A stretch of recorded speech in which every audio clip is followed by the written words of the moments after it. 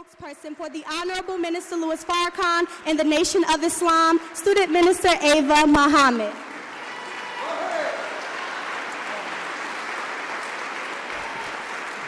Thank you.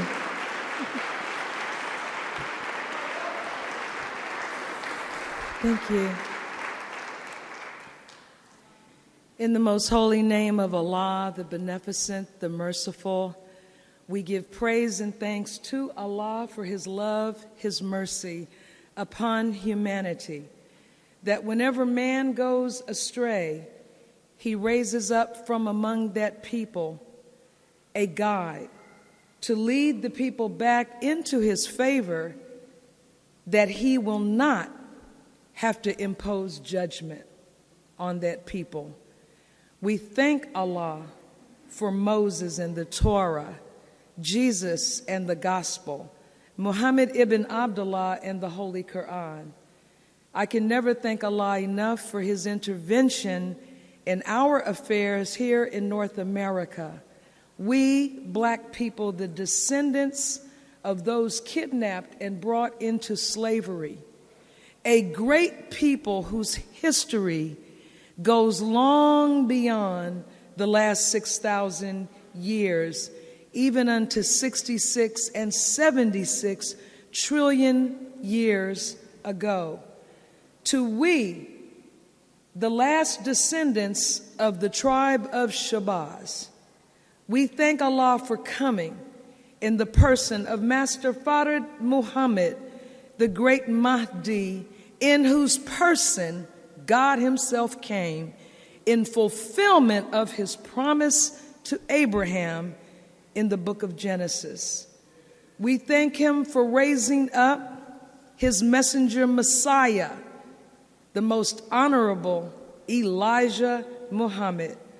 And we thank them both for a living example of a man who has entirely subdued the I, who has emptied himself of any personal desire and has now become one with the will of Allah, with the will of His Christ. So you can honestly say, when He speaks, it is Allah speaking to us in real time. He is teaching today in Washington, D.C.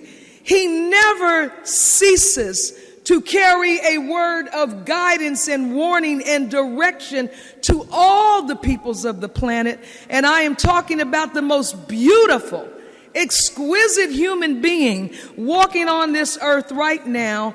That is not my opinion. That is an assertion of fact. I am speaking of the Honorable Minister Louis Farrakhan, the leader of all the Muslims, registered and unregistered. I greet you in the words of peace of Assalamu alaikum. Beloved, this morning's brief message, and let me thank, first of all, Brother Jeffrey, Sister Kenya. I think I missed Sister Tahira spoke earlier. Brother Imam Sultan, and all of the ministers of the Honorable Minister Louis Farrakhan, these students who speak and bring wisdom and inspiration every week.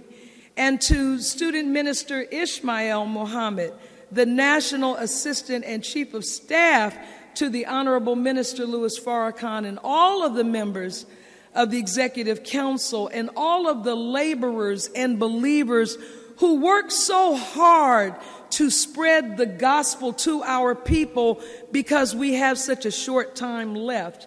All who are watching by webcast, thank you so much. The Honorable Minister Louis Farrakhan is teaching this morning at Muhammad Mosque number 4 in the capital of America, Washington, D.C. Yesterday, we buried our beloved brother, the former mayor of Washington, D.C., and a strong warrior for freedom, justice, and equality, our brother Marion Barry. And Minister Farrakhan traveled to attend and to be with his family. This morning's message, the sin of integration, The Honorable Elijah Muhammad said, quote, "Integration is a sin." Now, beloved, a sin is more than a violation of society's laws. It's bigger than a parking ticket. It's bigger than armed robbery. A sin is a conscious, deliberate, evil or immoral act that is a transgression against divine law. He called integration a sin. Now, what I'm going to do this morning is lay a base for this message. We're going to show you a 10-minute clip of an interview. The Honorable Elijah Muhammad is being questioned in this interview. Alhamdulillah, all praise is due to Allah. This is 1963, and the Caucasian interviewer is asking him, really attempting to drill him on the issue of separation. So we have to hear from the master first, and then we will go into this brief message this morning. So if we can have that, I'm going to step away. Now I'm going to ask you to do me a favor. And I know those of us registered in the nation, we're coming off of a 3-day fast, so we should be calm. You're going to be tempted during this interview to respond. But I want you to wait, because this is not live, this is a pre-record. So if we start cheering or clapping, or if we boo the enemy, then they're not going to stop talking while we do that, and we will miss something. So it is very important that we listen and hear every word, even from the interviewer, because the interviewer gives us insight into the mind of the white man. He represents the quintessential perception of white people about you and I. So let us play this. I'll be back. You on in the course of this session today. One, you call for the separation of the Negro into a separate state, either in this United States or made possible by the United States. Two, you say that war between the whites and the blacks is inevitable. Yes. I'm very glad to answer these questions, Mr. Cup, to you and to the world. They are most essential that we should give the world the answer to such questions. I have been preaching and teaching the answers to these questions for many years. I give thanks first, Mr. Cups, to God, who came in the person of Master Farrakhan Muhammad around 34 years ago now to me. And all that I have and been teaching, it is from him. And it is very easy for us to recognize the visit of this mighty one according to the time. If we have the knowledge of the time that we are living in, we can accept and respect this mighty visitor in this part of the world to fulfill that which was written of him, that he will come. And now he has come, and he has given out his purpose and his aims, as it also is written in the Bible and Quran. And therefore, I have nothing of myself in this answer. It is all from him. From him, you mean the messenger of Allah? No, not the messenger of Allah. I'm the messenger of Allah. I mean from Allah himself, who came in the person of Master Farad Muhammad. Who preceded you as the head of the Muslims? Well, he was actually the beginner. Yes, sir. And I'm taught by him. This separation we begin with, it is absolutely necessary. We have lived here in America for the last 400 years and have served our slave masters well before these past 100 years. And now the time has arrived that we want something for ourselves. The natural spirit of God is moving in us and making us to think in such terms towards self. And the doing for self is now getting into the very life of the black man in America. We want to go for self. We want to be ourselves. This is aroused in us by God himself. And to oppose it means nothing but death to either side. If we oppose it, it's death for us. If others oppose it, it's death to them. But even your own people oppose it, Mr. Muhammad, if I may interject a thought here.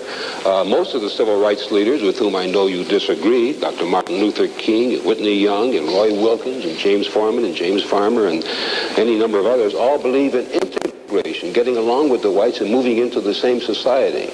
This is all due to their lack of knowledge of the time and what should be done in such time.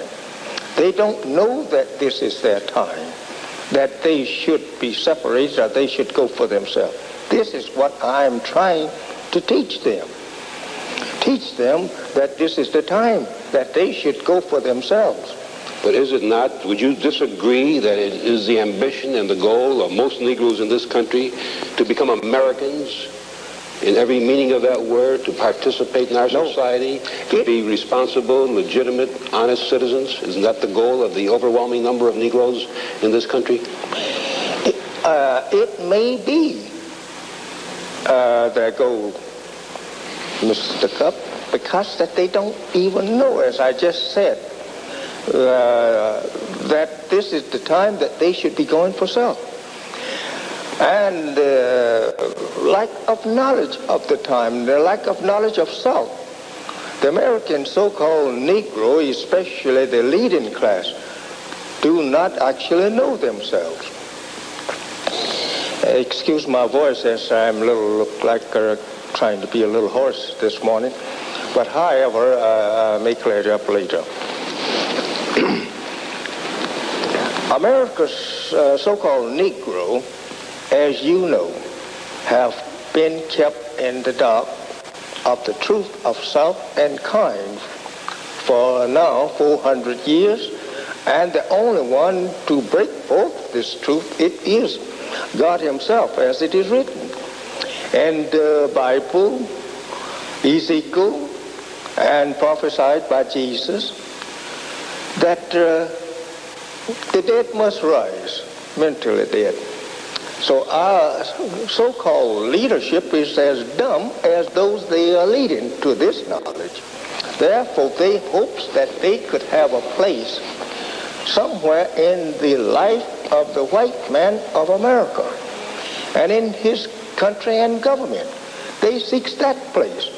Not that they seek some portion of the country, earth here. They seek only recognition of the white man as being a citizen of America and being his equal. And this is the wrong thing to be seeking. Since we now have served our prophetic term of slavery here in America, and now we have a taste of education of our slave masters and their children. We don't go now to the colleges and universities of the white man looking for degrees to go back to him then for a job to work, live with him, or some bread in the bread line. Well, what is wrong with that ambition, Mr. Muhammad? It seems to be working out in growing numbers. A servant all the time. He's not getting an equal place with his master by seeking a job. The only thing that he should seek now, since he admits that he's free, and he is free, he's not no more a servitor slave. He's free. The growing number of Negroes who have achieved prominence in all the fields of this country, economic, the social life, the arts, indicates that there is tremendous progress being made, and the growing middle class of the Negro is tremendous today, with a tremendous purchasing power. Mr. Cup, but the progress is only being made to the position or status of a more prominent servant, and not a servant that is equal with his master and owning such thing is placed on this earth that he can call his own like his master. Then you say that people like the Dr. Ralph Bunches and any number of other Negroes who have achieved fame and fortune are still servants in this community? His fame and fortune is not his. That's the white man. He have achieved fame and fortune for the white man, not for his black man. All that the prominent, I would say, politicians, teachers, and clergies, all has worked forward to the help of the white man to achieve fame for him and his race, but not for themselves and their race. Let me take you to another area, Mr. Muhammad. Our government is spending millions of dollars in various programs mostly aimed at uplifting the Negro for better education, better job opportunity, a better share of this society. Now, isn't that a worthy commentary on the white man's role? If the slave master gets rich and richer, he can do better by his servant, his slave. But the slave is now, as I say, stands at the crossroad. He can go for himself.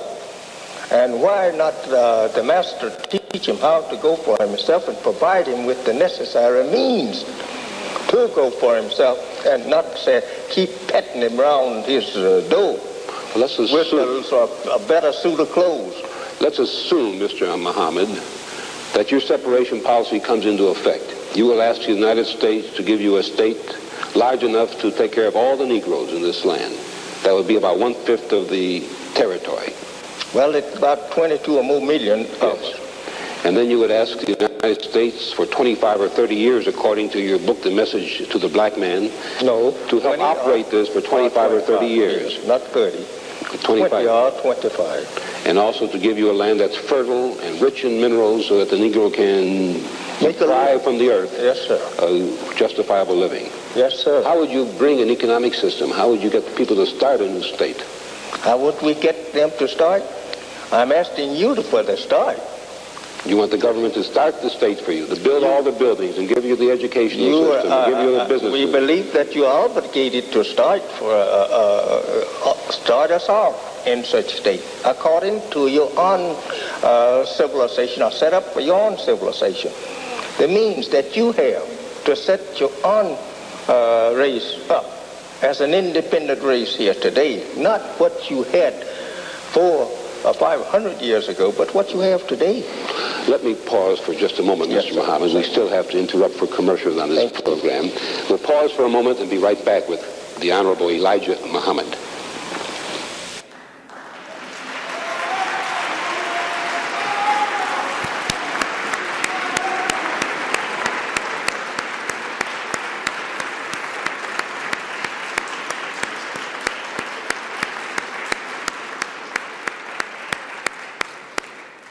The interviewer was Irv Kupcinet, who I was just reminded by the brothers that, because he looked so different than he did in later years. He aged quite a bit. But this is the same reporter that Minister Farrakhan obliterated in another interview, just as his father did. And this is a 3-part interview. You can find it on YouTube. But I wanted you to hear him say that he's unaffected when presented by the claim by white people that, quote, most Negroes want to be part of white America. And as he responded, that is because they lack knowledge of self. And they went on to say, Cup, that, well, what about the Negro leaders? They want to be part of white society. And he said, they are just as dumb, and that's D-U-M-B, as those who they are seeking to lead. He said, as I told you, they lack knowledge of self.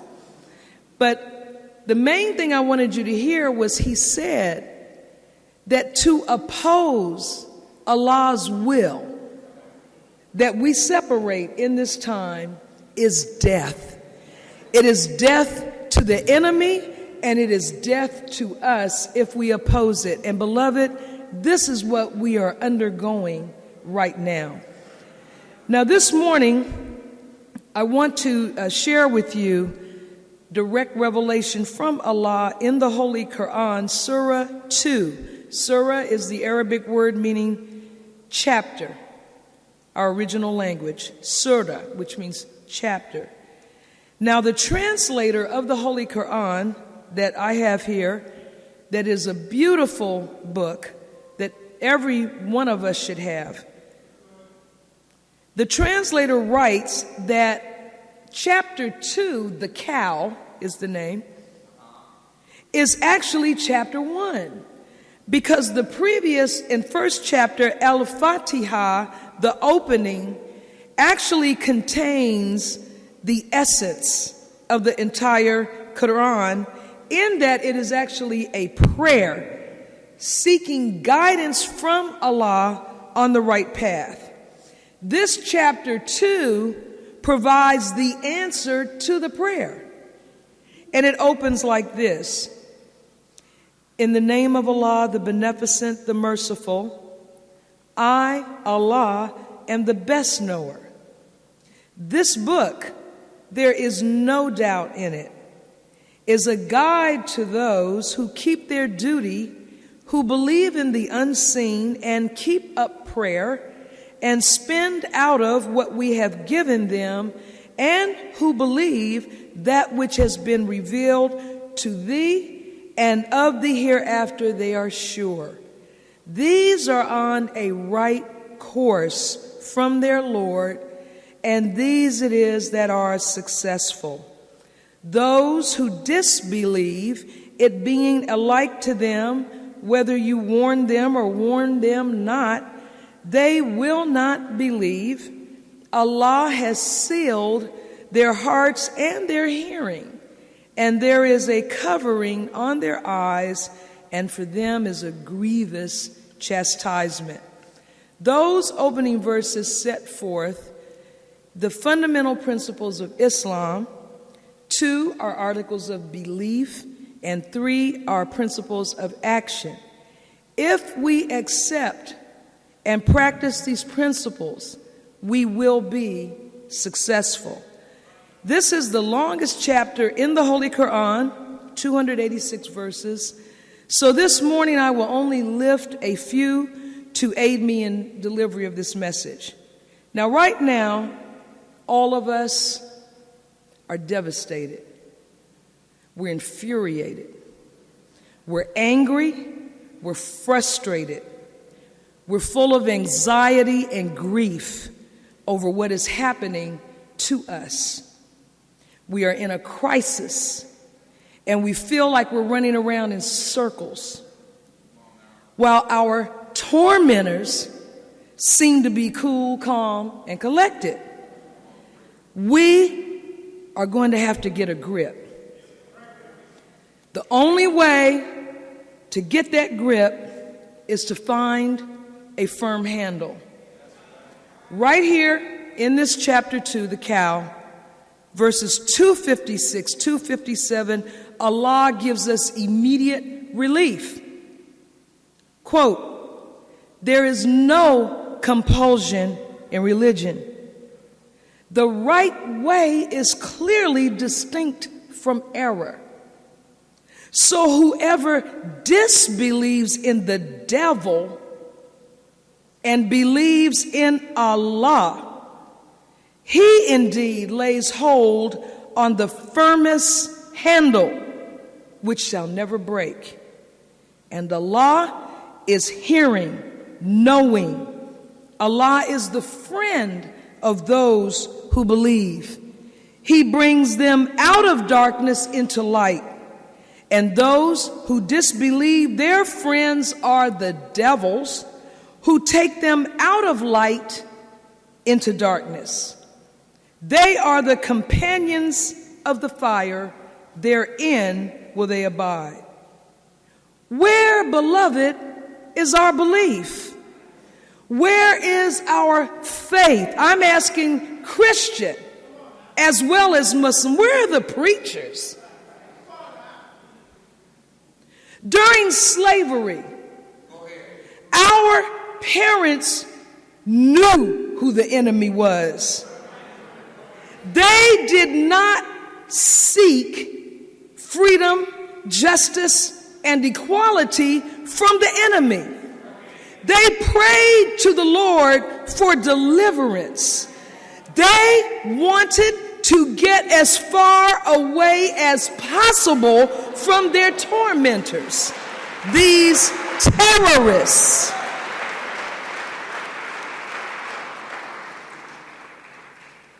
During Jim Crow, our people were not trying to sit next to white people at the Super Bowl. They did not want to find a place next to these venomous creatures who were hanging us, burning us, cutting off our genitals, slicing open the bellies of black women 8 months pregnant, throwing the infant to the ground and crushing the infant with their foot. Our parents never wanted breakfast, lunch, or dinner with these people. They did not want to socialize with these people. They absolutely did not want to marry these people and have babies with these people. All praise is due to Allah. For the Honorable Elijah Muhammad and the Honorable Minister Louis Farrakhan, our people, as the Christ said, want to use their energy and resources for themselves. We used it to build the white man's world. Now it is time for us to build our own world. Now, continuing with a few more verses from Surah chapter 2, the cow. Divine favors on Israel. Not this fake place where people, Jews from Brooklyn, go and kill Palestinian babies and party.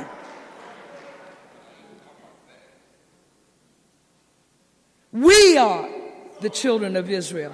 The Honorable Minister Louis Farrakhan told us we are the chosen people of Allah. That's what brought them down on him when he said in Los Angeles, California, in 1985, that black people are the chosen of Allah, and you are. 47, verse 47, O children of Israel, call to mind my favor, it's Allah talking, which I bestowed on you, and I made you excel the nations. And guard yourselves against a day when no soul will avail another in the least. Neither will intercession be accepted on its behalf, nor will compensation be taken from it, nor will they be helped. And when we delivered you from Pharaoh's people, who subjected you to severe torment, killing your sons, sparing your women. And in this, there was a great trial from your Lord. And when we parted the sea for you, so we saved you and drowned the people of Pharaoh while you saw. And when we appointed a time of 40 nights with Moses, then you took the calf for a god after him, and you were unjust. Then we pardoned you after that, so that you might give thanks. And when we gave Moses the book and the discrimination that you might walk aright, Moses said to his people, "Oh, my people, you have surely wronged yourselves by taking the calf for a god. So turn to your Creator penitently and kill your passions. That is best for you with your Creator."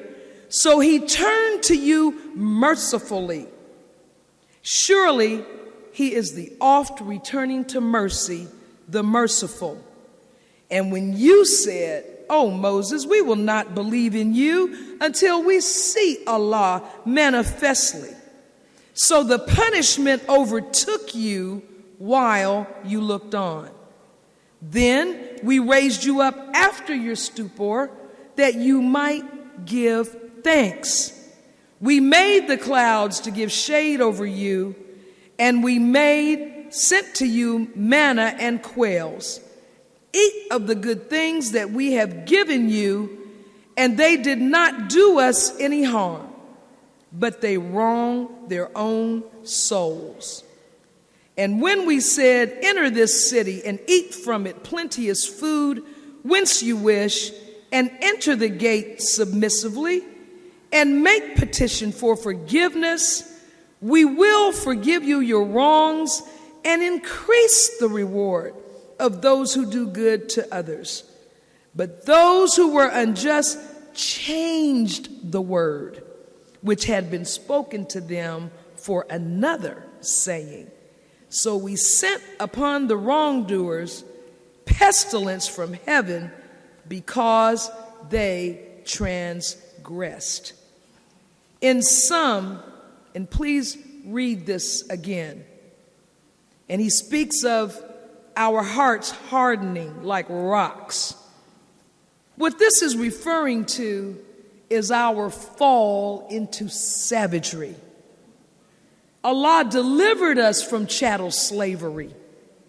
He brought us out from under it. But as the Honorable Elijah Muhammad spoke on that tape, we were left deaf, dumb, and blind. And so God had to come himself.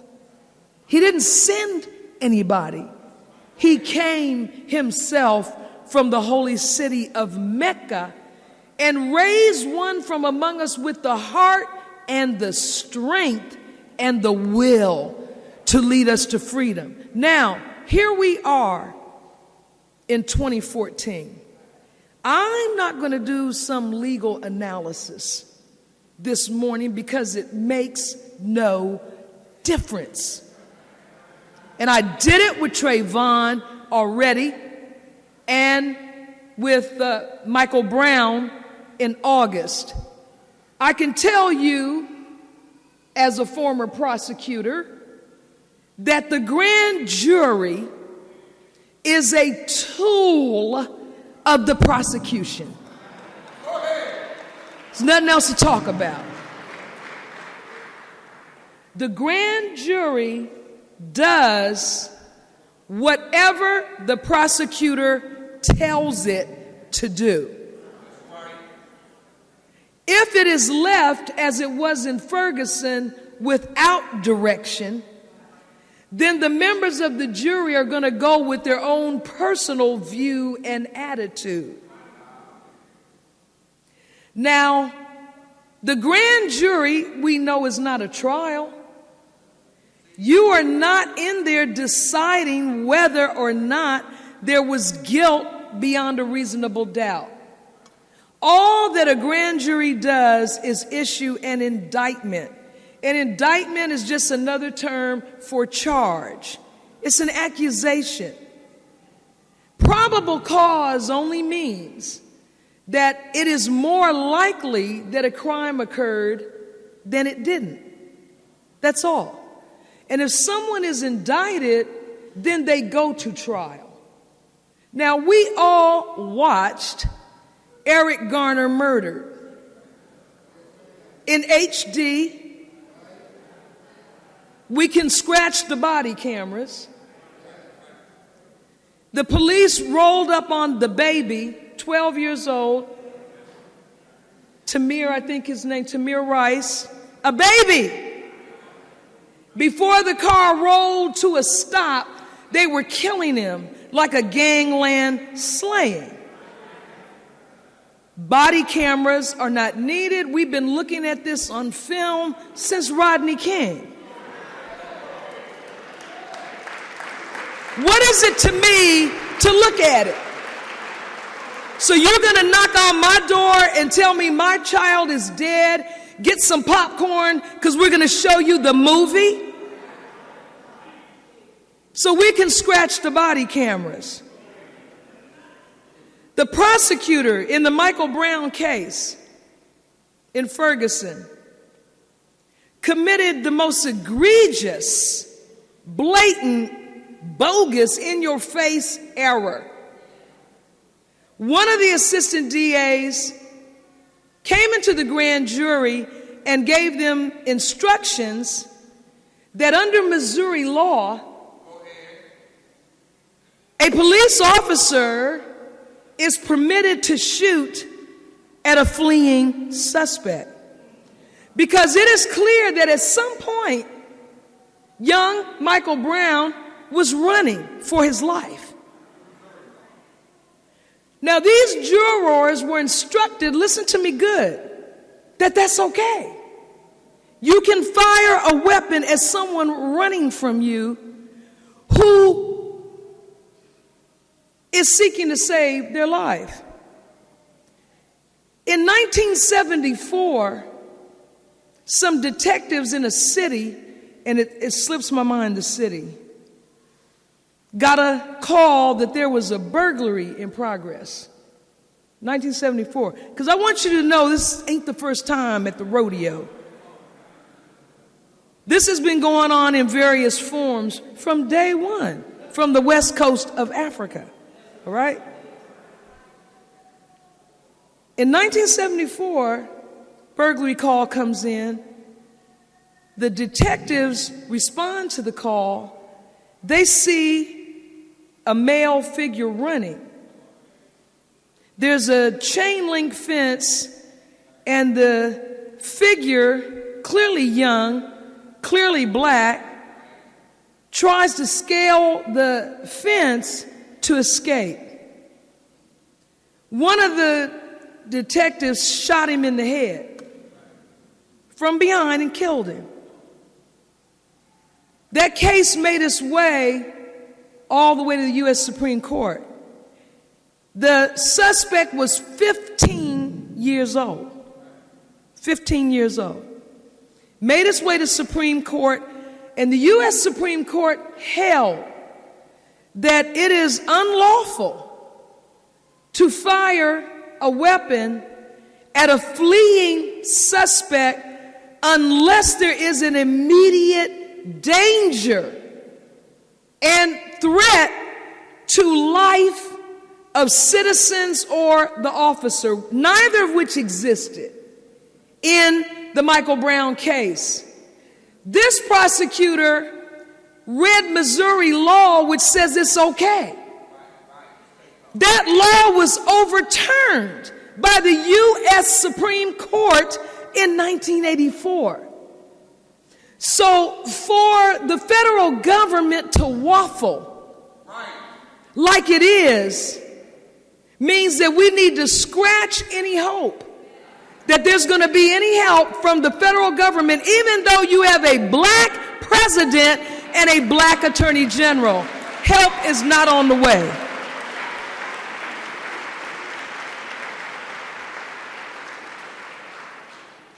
John F. Kennedy and Robert Kennedy would have came into Missouri, into St. Louis, and snatched that case out of these local people's hands. They did it in 1960. And in 2014, beloved, we have gone back to Jim Crow and worse. Because now we're being killed at least one every 28 hours. So instead of a pointed hood, it's a police uniform, badge, gun, taser, etc., right? Darren Wilson, when asked, why didn't you carry your taser? He said, it's uncomfortable. I don't use it.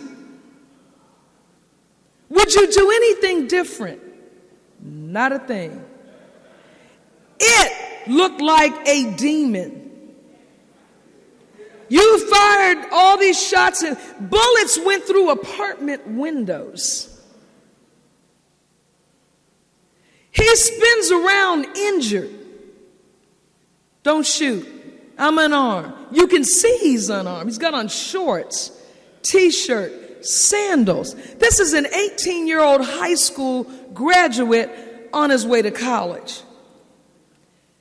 So there's not too much else to say about any of this. It is only to do. And that is to start packing your belongings. And let me tell you, we're not going far.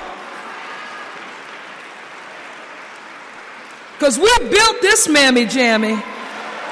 So we're not living the shores right now. Trust and believe.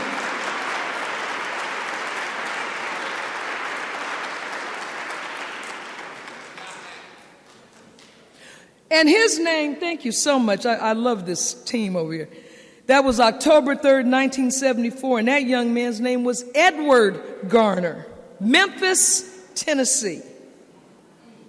I want to congratulate and salute the 5 brothers on the St. Louis Rams NFL team. Praise be to Allah. Thank you, brothers. Derrick Rose last night. I can't breathe. That's what I'm talking about. Serena Williams, Kobe Bryant, LeBron James, and all of those brothers and sisters who stood up like warriors prepared to fight for freedom, justice, and equality. Oh, it's on now. It's on now. We in the book of Numbers. The first 5 books of the Bible, Genesis, Exodus, Leviticus, Numbers, and Deuteronomy, collectively known as the Torah or the Pentateuch. The 4th book, called Numbers in English, is really more accurately described in Hebrew, meaning the wilderness. It is filled with numbers, but it is a key chapter in the history of a people held captive in a strange land for 400 years, because Numbers narrates the period of transition from the Exodus generation to the Promised Land generation.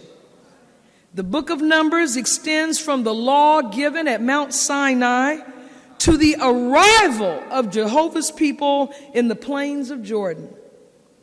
After being saved from captivity by Jehovah through the leadership of his chosen servant Moses, the people, rather than feel gratitude, began murmuring.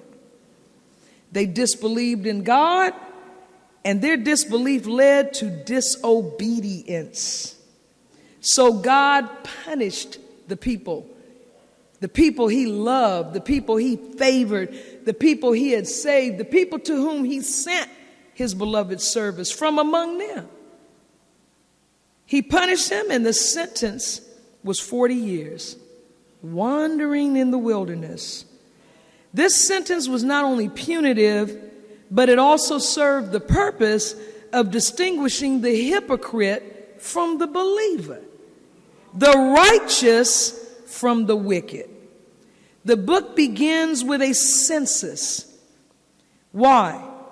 It is time to organize, and taking a count serves as a step toward creating a structure for a new government.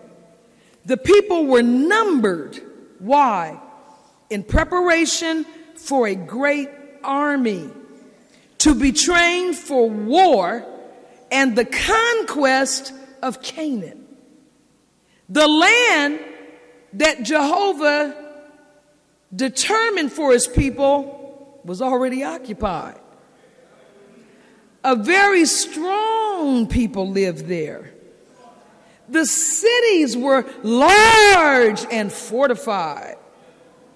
But even more important than preparation to fight and conquer them was the time for the true believer to be prepared to withstand assault from the enemy in our own soul.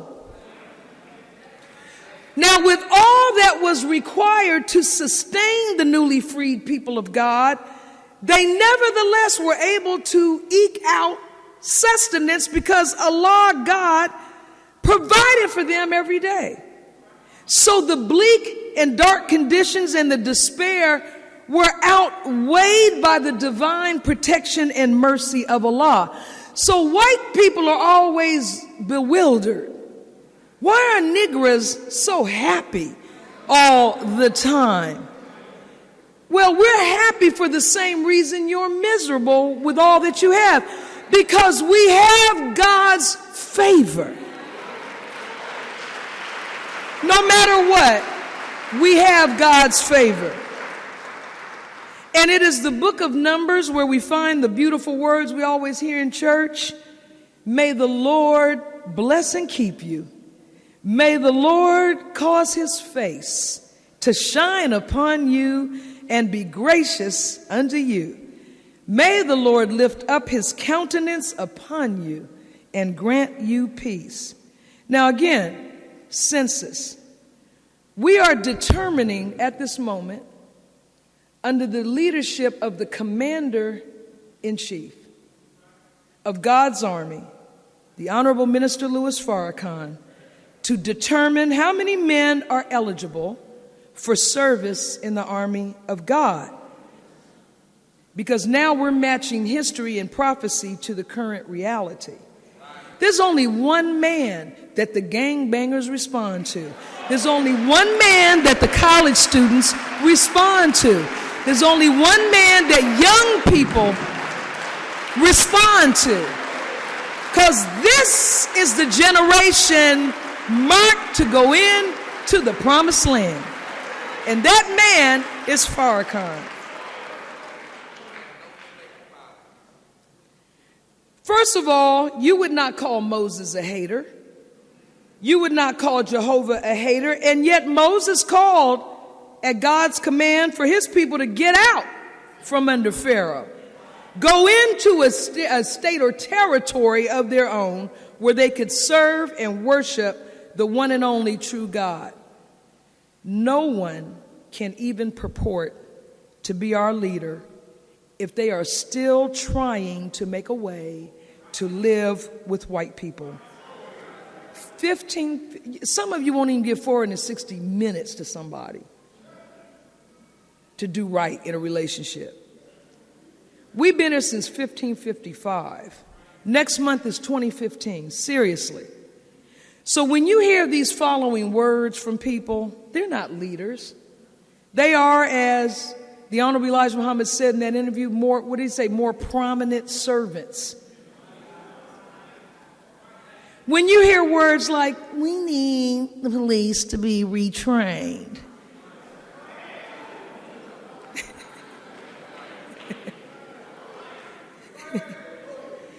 We need sensitivity classes, body cameras. We need to trust one another. We need transparency. Can we get a special prosecutor? And the worst one of all, I said, if I hear this one more time, I'm going to run in the TV and take a hostage. We need to have a conversation. With who? And about what? My baby's bleeding in the street. I ain't talking to you. I'm going to instantly pull your eyeballs out your head as soon as I get up on you. All praise is due to Allah. These are words that white people have approved to go out on the slave market. Now the people are out demonstrating in the thousands. People from all walk of life out in the street. Now, I was looking at the signs that the people have been holding up. Signs like end white supremacy. Now, it seems like we have a communication problem here. I can't breathe, police brutality. A strong community doesn't need police, it can police itself. I can't breathe. Now, the Negro leaders talking about conversation, I don't see any sign saying, please retrain the police. When I'm telling you I can't breathe, get up off of me. Master Farrakhan Muhammad said all of the atoms over North America are dead. Our inability to breathe is not only physical, we can't breathe spiritually because there is an obstacle between us and our God. Look at this. Who will survive in America? These people that want a conversation, they want a conversation because they have a talk show. You got people making careers. And these networks, CNN, MSNBC, Fox, they can't wait for the next one. So it'll up the ratings. Now this is the view of the Muslims. We'll police ourselves. Like Minister Farrakhan told the white police in Harlem in 1972, just get out. That's the answer. Now, 2015 marks the 40th year, 40 years in the wilderness, since the departure of the Honorable Elijah Muhammad from among black people in America. 2015 is an 8. It resolves to the number 8, infinity, creation and destruction at the same time. 2015 is the 20th anniversary of the Million Man March. 2015 is the birth of a new world, the death of an old one that's dying right now. 2015 is the birth of a people who love Allah and who are willing to live in complete submission to Allah's will and nature, which is peace. It is the end of a generation of so-called Negroes who chose Satan and his world over Allah. This same surah, how, he asks us in the Quran, how can you deny Allah when you are without life and he gave you life? The Honorable Elijah Muhammad pointed us to only one, the one he gave the name Farrakhan, the one destined to do what was impossible and would have remained impossible were it not for the two backing him, Master Farrakhan Muhammad and the most honorable Elijah Muhammad. And what is that task? It is to bring Satan out into the light, into full HD view. So even the blind can see him, and they can see him now. He has forced Satan to make himself known. Why? So Allah and his Christ can kill him. Look, all praise is due to Allah. You can feel a lump, you can see a rash, you can feel a pain here and there, but you don't know what it is. Then the doctor puts that thing under a scan and tells you exactly what that is. You can't fight what you can't see, what you can't recognize, but now we can see. It is the nature of the enemy to hide. That's why he earned the name arch deceiver. But Allah declares in the Holy Quran, I, Allah, am the seer. I am the best knower. I am the best planner. I am the doer of what I intend. Surely my scheme is effective. So the killing of our sons, our fathers, our brothers, our sisters, our daughters, our mothers, it's devastating. But it is the duty of God to make Satan manifest, to make him known. Why? Because Allah would never give us, beloved, a directive we were incapable of following. The Holy Quran tells us, follow not in the footsteps of the devil, for surely he is your open enemy. So God did what he promised Abraham he would do. He came himself, and he taught his servant personally, not through a book, but sat down with him, walked around with him, spent day and night with him for 3.5 years. Now, if you have a problem with the Honorable Elijah Muhammad, you have a problem with God.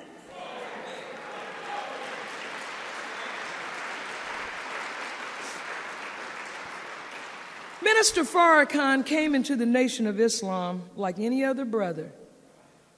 He came into the fruit of Islam, the F.O.I. He fell in love with the Honorable Elijah Muhammad. He recognized and realized that this was the man who would save the people that Louis Farrakhan loved so dearly. He knew this man had divine knowledge, wisdom, and power direct from Allah. So Minister Farrakhan, from the day he walked in to now, has given everything he's got for our salvation. He came in paying his charity, attending his classes, following instructions. He and our First Lady, Mother Khadijah Farrakhan, and their children have been from day one 1,000% dedicated to this work. The minister always responded to any call with a cheerful spirit. And on so many lectures of the Honorable Elijah Muhammad, you hear that young, beautiful voice, teach, dear holy apostle, teach. And let me say this, by the way, to those who want to know, what does he do with the money? As my daughter would say, that's ghetto.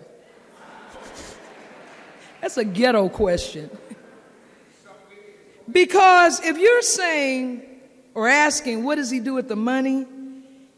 Then I've got to answer your question with a question. What money? If you read anything or knew anything besides the trash and filth that's being pushed on us by the enemy, you would know that only 400 people in this country, 400 people out of 350 million, 400 people in America have a combined worth of $2.3 trillion. Now, we talk about the black community generating 1.1 trillion. 400 people have $2.3 trillion. They've increased 13% since last year.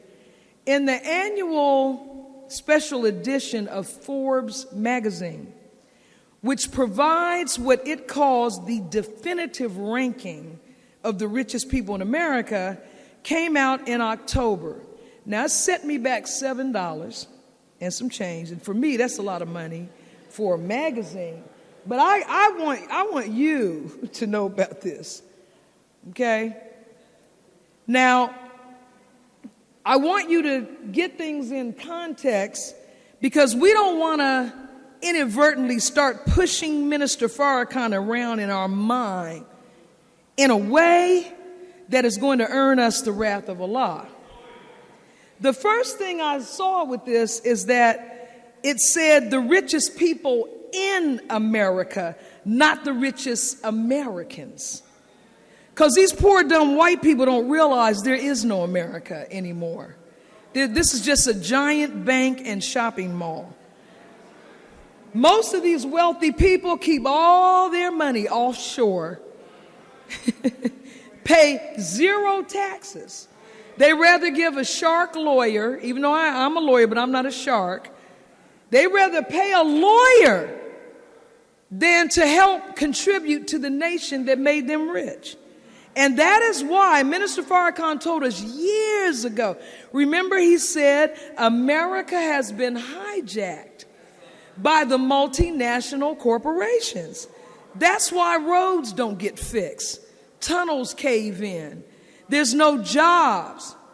Now, in order to make this list, to be the bottom of this list, 400, you have to have a minimum net worth, net, that's after liabilities, after debt, net worth of a minimum of $1.55 billion. This is why, despite the fact that we have a handful of black billionaires and even more black people who have hundreds of millions of dollars, we have quite a few millionaires and a huge number of affluent black people in this country that are above $250,000 a year. There's only one black person on this. You see her. There's only one black person on this list, and that is our sister, Oprah Winfrey. Oprah has a net worth of $3 billion.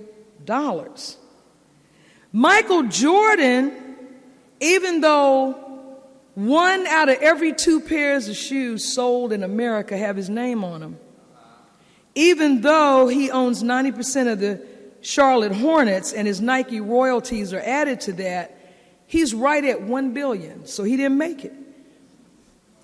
Neither did Steve Case of AOL. Neither did Drew Houston, Dropbox. Sheryl Sandberg, CEO of Facebook. These are all billionaires, but they under $1.55 billion. Number 1 on the list is the founder of Microsoft, Bill Gates. Now hold on to your seat. I'm talking about this is what he can pull out of the ATM. Whenever. This one person, $81 billion. $81 billion net assets. Now, he gave away $2.6 billion last year, of course. Most of the people on this list are in finance and investment. Most of them play the stock market. They make money off of money, which is forbidden by the Quran. All of the Walmart children, all 5 of them are on the list. You know the Walton family, you know black people live in Walmart. Are you asking them about the money? The per capita income of the average person in America, this is mostly white people, $54,000 a year. We, the former slaves, oh my God, we just go from day to day, week to week. I'm fitting to go over my grandma. See, See, she got $5.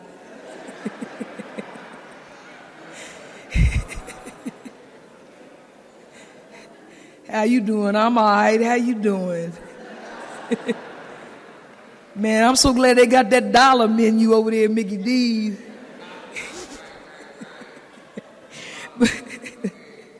We're 12% of the population, but 43% of the homeless.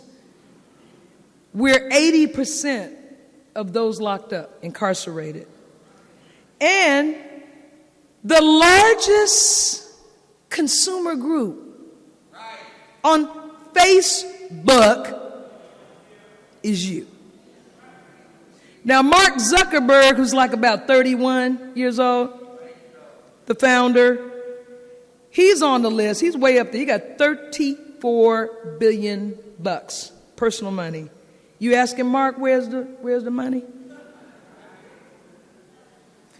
These prominent servants of white people that I've mentioned that want to have this conversation about race because it's a career, are you murmuring about them? And a lot of these entertainers who indulge in filth and foolishness around the clock.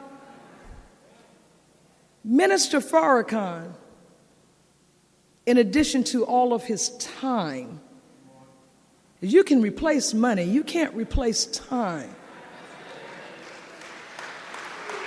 He has provided financial support to more people than you can ever imagine. It's mind-boggling. I have been with him more than 30 years. A lot of people in it. We know what he does with these little dollars that come in. Pound for pound, I guarantee you, he gives away more than Bill Gates. He doesn't talk about it, but a lot of our people who have had legal issues, health issues, financial difficulties, many of them famous, many of them out here. But at night, Brother Farrakhan, brother. And he comes through every time.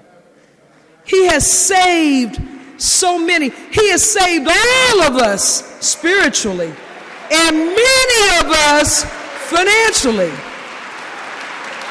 Trust and believe.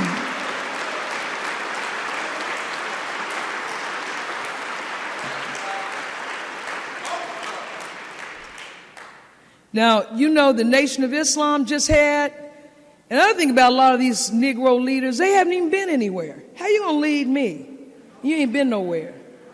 The minister's been all over the globe. He is a global leader. You don't think we're the only black people on earth, do you? You know we outnumber the maid race 11-1. They're just everywhere. Oh my God. And I don't say this to make mockery, but I'm about tired of you talking about somebody getting beheaded and somebody being held hostage because they were over in, what are you doing in Yemen taking pictures? I don't go up in Yemen. Are you serious?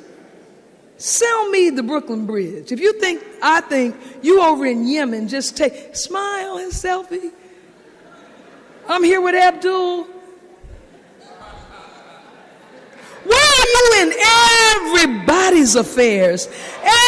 Everybody's country. Stay your behind home. Then you won't get kidnapped. I'm sorry, that's just real.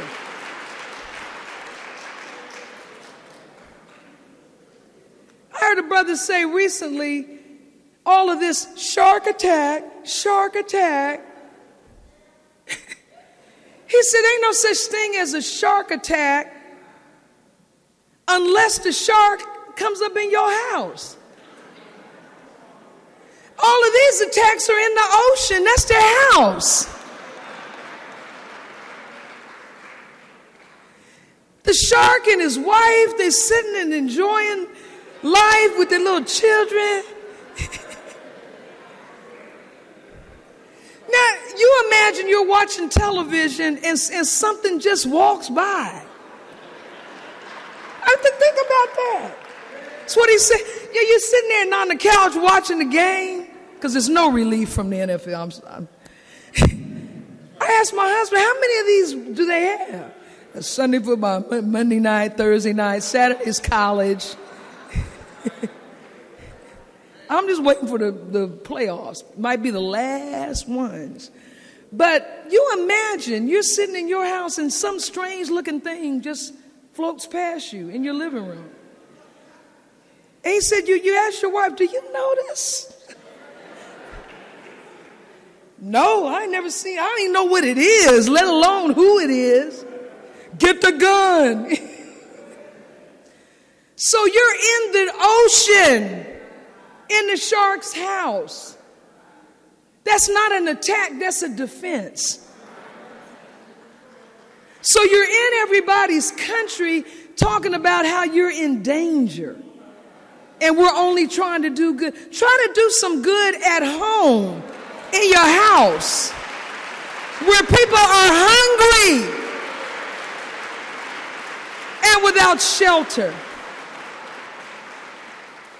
So you know we just had a Day of Atonement, I'm closing, in Jamaica. I don't know if you are aware that Minister Farrakhan and many of the believers in the Nation of Islam went to Jamaica, not on vacation. You go to Montego Bay on vacation in Jamaica. They went to Kingston, where our people are suffering. And the Nation of Islam's presence in Kingston, Jamaica, instantly boosted a suffering economy. The minister paid for his own travel, accommodation, security, staff. Then there was no admission charge to come in to hear the lecture. Then, and this was life-giving. This was priceless, that message, if you haven't heard it.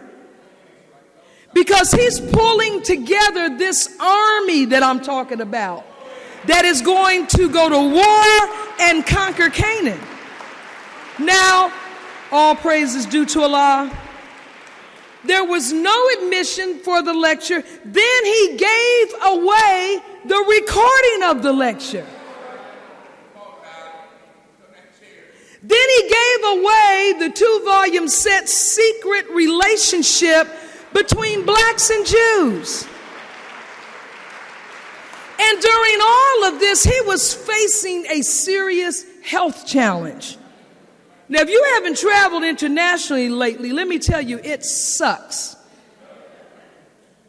Flying sucks. If you're just going from Chicago to Washington, D.C., with all of the homeland security to, quote, make people feel safe, because it doesn't make you safe. Allah is your firm handle. So, as I close, in accord with the time and what must be done, and you and your children should be watching the time and what must be done. Delivered by Minister Farrakhan over 52 or 53-week period. It's 58 episodes. Just him talking to you directly. You can get this on your smartphone, your tablet, your desktop at home. There's no reason in the world we should not avail ourselves of this knowledge, wisdom, and understanding, which is not only profound, but it is empowering for you to know exactly why all of this is happening, and then what God is doing about it and what you and I should be doing. Now, we've got to come out of the wilderness as I close. 2015, February 26th is Savior's Day, the birth anniversary of Master Farrakhan Muhammad. Now, there are about 50 to 60 million black folks in America. Many of them are hurt, angry, freaked out over what has happened. Those of us who are registered, we got to get out here and show our people the way. We have to direct our people to the right guidance. Now, we need to get right away 10 million people. 10 million people out of that 40 to 60 million. Many of those are already inclined, but they still need your direction to pull them away from the gravitational pull of Satan, who is working relentlessly to hold on to them with promises of drugs and white women, and now black women, and all these interracial relationships, playing the part of the adulteress, the whore.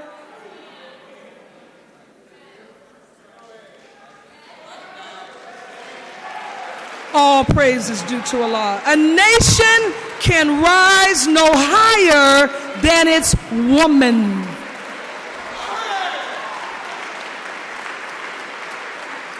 And all praise is due to Allah. Now, beloved, y'all are so beautiful. Beloved, look. All these billionaires I just showed you that own casinos, my homeboy is on the list. Leslie Wexner. I don't know him from Adam. Leslie, I'm saying it, Wexner. You hear me? Now, how did Leslie get his billions? Leslie is responsible for all of the naked women that you see paraded from Victoria's Secret. Okay? That's his claim to fame. And you're telling me we can't do better by Minister Farrakhan? I think we can.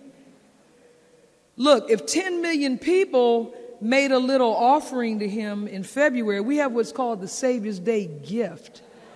That's what a gift is, if you want to give it. But if 10 million people gave $100 each so that their money could be properly channeled, what is that?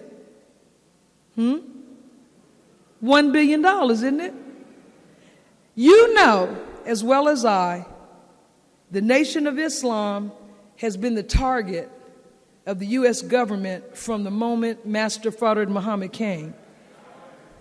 You know or should know of the brutal assaults against us, physically, also the libel and slander, the economic sanctions. We used to generate income in the 80s and 90s. We would go and speak on the college campuses. We got kicked off all of the college campuses, the black ones, because the administrators are getting $2 or $3 from the Jews. I say $2 or $3 compared to $81 billion. Oh, they gave us $1 million. They gave us $10 million.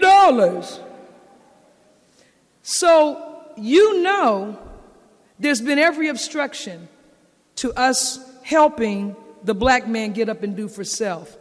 But now, thank Allah, we black people have produced a generation, this is written in the Bible, a generation that was not reared worshiping false gods or a spook god. They are enamored of material wealth, but there's nothing wrong with wanting material wealth. That's why Allah created a material universe.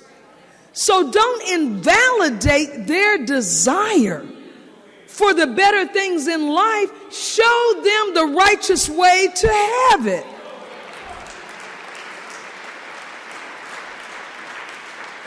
Almost there. After the Honorable Elijah Muhammad spoke at the Uline Arena, Washington, D.C., back in 1959, he spoke to 10,000 people. The 60s roll in, and the Nation of Islam's success is starting to increase in every way. So white America stepped up its attacks on the Honorable Elijah Muhammad and the nation, and their newspapers and magazines began describing the life-giving message of the Honorable Elijah Muhammad as a hate teaching.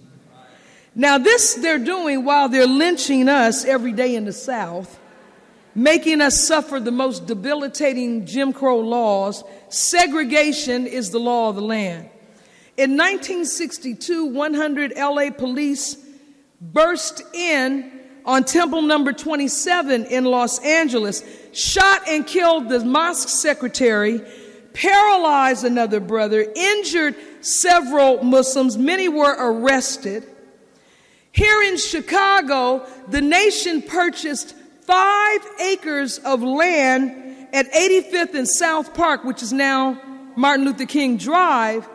The devil went to court and forced us to sell it back to the city, because they don't want you to have a hospital. You know what they did with the land? They made a playground out of the land. Now, they also orchestrated during this time the assassination of Malcolm X. Temple number 7, because the mosque was called a temple then. Temple number 7 was firebombed. The Honorable Elijah Muhammad ordered that temple to be purchased by the nation, completely renovated to include both a mosque and a school. Now, around this time, this is the point I'm getting to, it was announced on national television that killers were coming to Chicago to take the life of the Honorable Elijah Muhammad. He had no fear of that threat whatsoever, but it kindled Allah's wrath. Now, America, in the wake of this plot to kill the Honorable Elijah Muhammad, plunged into the quicksand that is known now as the Vietnam War. Now, think about then and think about now. At that time, America's schools, her cities were engulfed in revolt and burnings. Her own white children went into a revolt against her aggressive war policies and her school system. Her economy was disrupted, her dollar declined, and the American people lost complete faith in their government. They began to display their disrespect, and they reverted back to the nude clothing styles reminiscent of their days in the caves. And many so-called Negroes went right with them. That is what is happening right now. Why? Because there's an active conspiracy to kill the Honorable Minister Louis Farrakhan right at this moment. So this country is being embroiled, and you say, but what about us? What do you mean, what about us? We're being chastised for our rebellion, our hard-headedness, and our disobedience to the messenger of Allah. And it will keep happening until we submit. Want to live all up with them? We're going to be killed by them.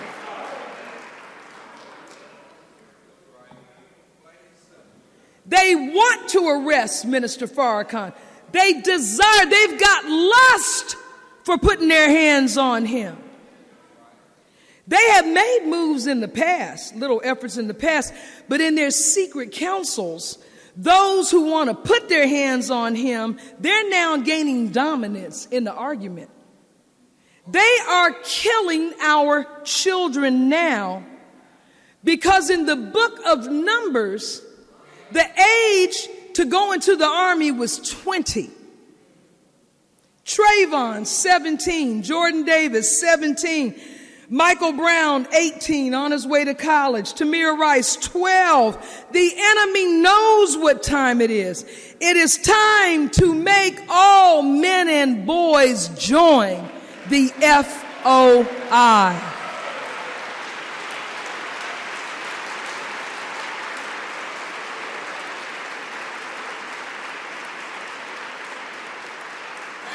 All praise is due to Allah. Do you think, beloved, the minister's magnificent message to our young people at Morgan State? Michael Brown was on his way to community college, But at Morgan State, you definitely need to look at that one. It didn't fall on deaf ears. His embrace of our youth has not been in vain. Our youth don't fear death because they've never known life. Because we have abandoned them. We sat around and let this beast close the schools. Let him put metal detectors in the schools. Let him deprive our children of every legitimate path to success. Push them out into the street. And then when they have nowhere to go, he sends his dogs to roll up on them and gun them down while we sit sucking up to a damn devil. We deserve every whipping that we're getting.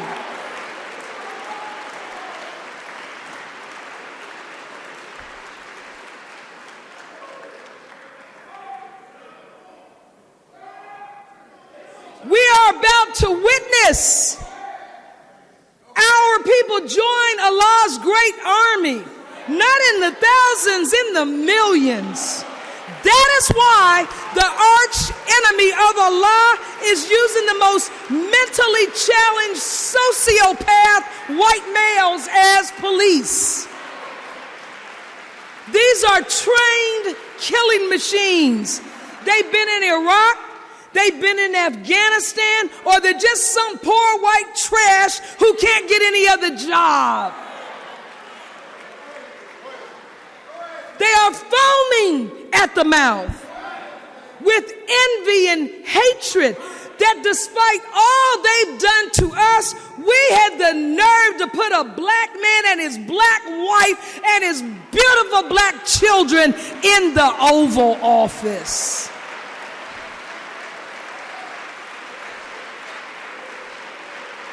Yes, we did. Now you got his hands tied, but Farrakhan's hands are not tied. Trust and believe. All praise is due to Allah. They are killing our men so they can't fight in this army. Killing our boys and babies so they can't grow up to be in the army. Killing our mothers and sisters so they can't produce men for the army. These young black women who are born to be mothers of civilization under the leadership of the Honorable Minister Louis Farrakhan. Eric Garner, yes, that's right, he was selling loose cigarettes. Already manufactured and distributed by white corporate America. But this was a man who got up in the morning and sought a way to feed his family. He was polite when they approached him, officer. I'm minding my own business. They murdered him in front of us. He would have made a wonderful captain or lieutenant in the FOI.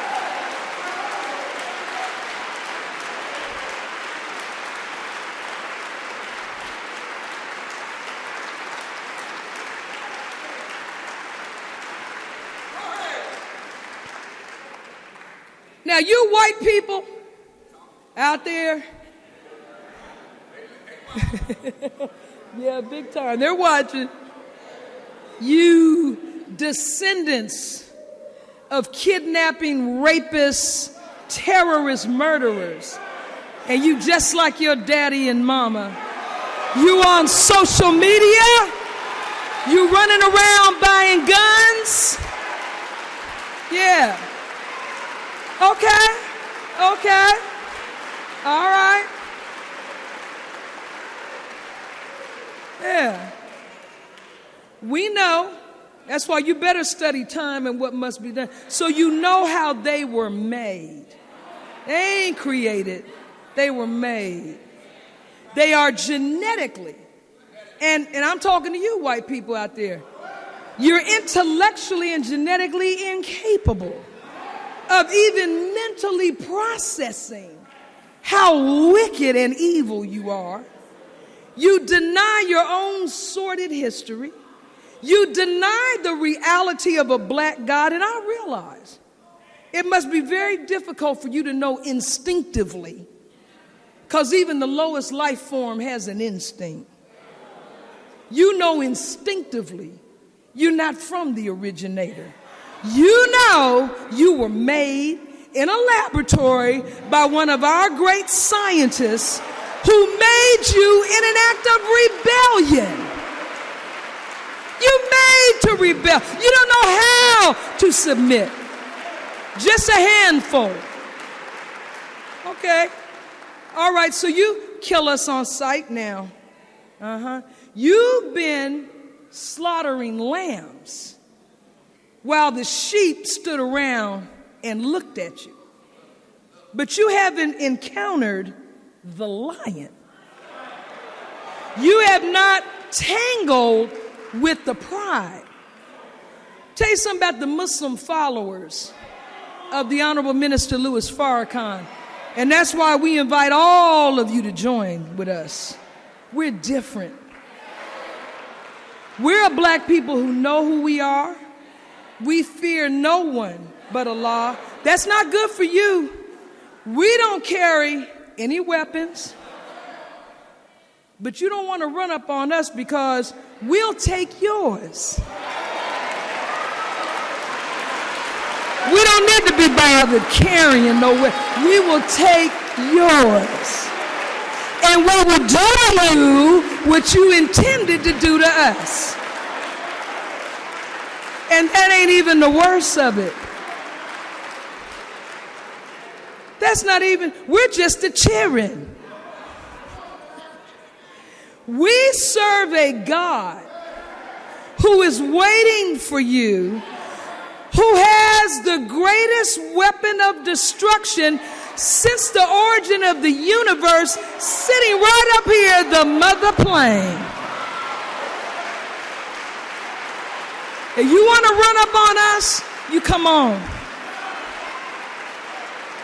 Because let me tell you, all of this threatening Minister Farrakhan, calling for his arrest,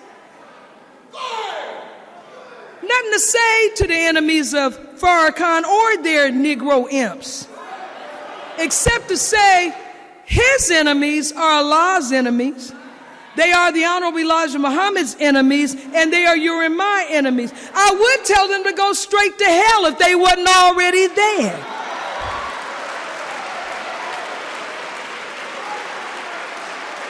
All praise is due to Allah.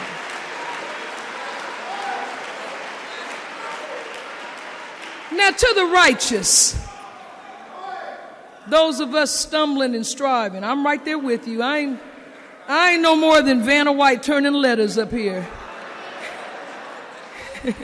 I'm just in the class trying to pass, okay? But I just want to get a peek at what's about to go down. But I want to dive in that mammy-jammy. Because yeah, y'all, you're an angry black woman. I am a furious black woman. I'm hyperventilating up in here. I'm going to get me some before this is over. Oh, yes. Oh, yes.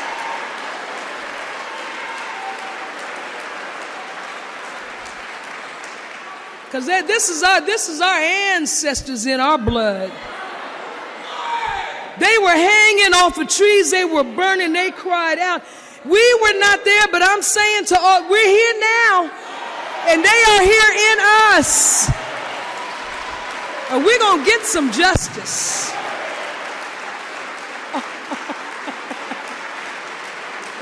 I'm not going out here.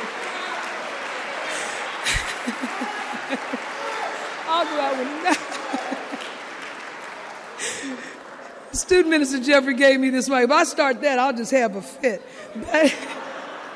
But the Honorable Minister Louis Farrakhan has taught us, and the righteous, look, we want to know how to attain the stature of a man who has the love of the masses of our people around the globe. We have to ask, how did he get where he is, he teaches us how the enemy will attack us in our present state of mind.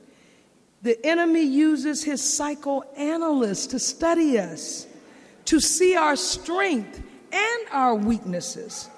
And our greatest test is overcoming the ego and getting past the insecurities that affect how we feel about each other, how we relate to each other. Because the only thing standing between us and the promised land is this profound dislike that we have for each other that comes from living with the enemy of God. The Honorable Minister Louis Farrakhan, as I told you earlier, he came in the ranks. He came in the FOI. He recited his lessons. And I am saying to you, he paid his charity then and now. And I'm saying to all of us, every person in this room, everyone in the sound of my voice and beyond, everyone listening to him today, you are created for this moment. Our people have waited for 66 trillion years since the massive act of rebellion of the deportation of Moon. That's why you got to do time and what must be done. What you talking about? Let me tell you how bad the black man is. You get angry and act crazy, you split